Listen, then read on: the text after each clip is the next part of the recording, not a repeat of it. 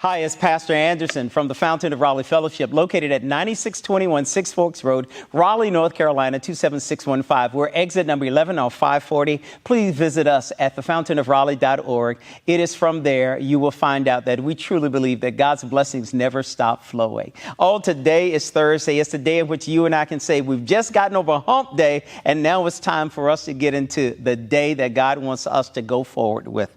Notice you'll find in the Gospel according to St. John, the 20th chapter, and this verse I want to read in your hearing, verse 27. Then he said to Thomas, "Put your finger here and look at my hands.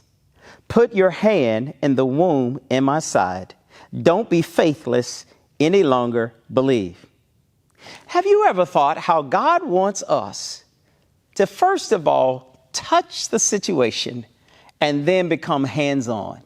God is reminding all of us in the world in which we live. This text speaks to us so profound that Thomas, first of all, he puts his finger on a situation, and that is the nail prints that were in Jesus' hands. Remember when Jesus was crucified on the cross of Calvary, he had nail prints in his hands. Thomas said, "I just want to put my finger on it." Have you ever thought about in your life that God wants you to put your finger on the thing that is getting you or getting me out of relationship with him, and really put our finger on the thing that we need to work on and allow him to do the work in us? It is amazing how God wants us to put our finger on some things, but then he moves a little bit further. He says, after you put your finger on it, he says, then I want you to put your hand in my side.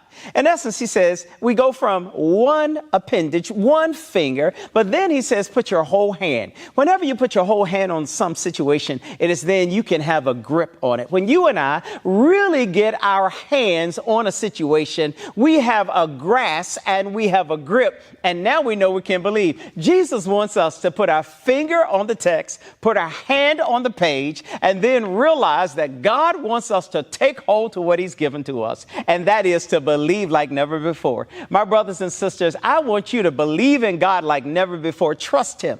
The Bible reminds us with all sorts of passages how to believe. One of my life verses is Proverbs 3, 5, and 6. Trust in the Lord with all of your heart. Lean not to your own understanding, but in all your ways acknowledge him. He'll direct your path. That means believe. And when we believe, we have a grip on what we know.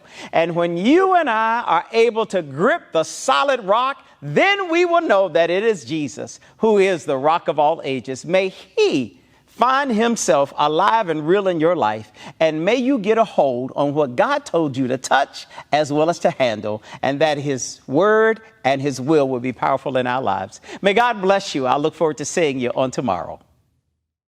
Thank you so very much for your prayerful support and all the things that we have done in ministry to help so many others. We encourage you to please remember to sow a seed. We sow seeds in more ways than one. We can tangibly sow a seed into this ministry by going to thefountainofraleigh.org and click at the donate button. It is from there you can safely and securely give through PayPal, or else you may use the Tithely app. We thank you so very much for your generous support in times past, and we thank you for your present support and what you will do in the future.